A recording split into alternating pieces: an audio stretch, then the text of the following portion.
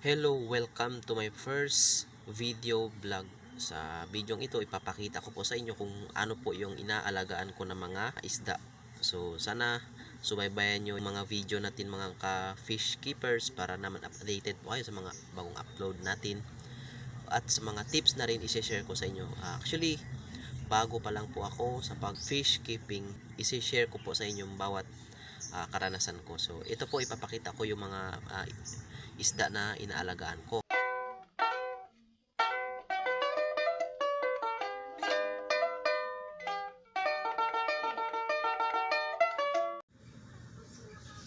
So ayan po yung beta natin, yung blue, at ito snake skin.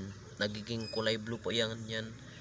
Yung kulay niya, nakikita nyo, white, pero nagkukulay blue po yan pag nasisinaga ng araw or natatamaan po ng lights. At ito naman yung nag-iisang female natin, beta. Yan, yan, hindi po siya red dragon, bluish red yung female. Hindi po makikita yung female natin. Ayan po yung female. Ayan. Ayan po, nag-iisang female natin. Kasi bago pa lang po ako. Ayan. Actually, ano po siya, may breed po siyang red dragon, pero may bluish po siya. At ito naman yung ating reptab, may gapi. Ayan, guppies.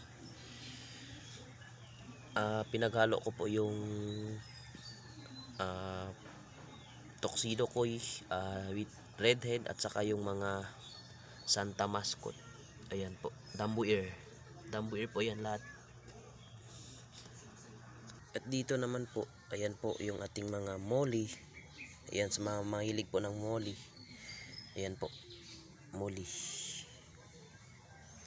Yan po ang mga alaga ko. Ayan. Ayan. Old. More than 1 week old na fry po nila. Ayan po lahat yung mga fry. Diyan po, ang dami. Ang dami po yan dyan.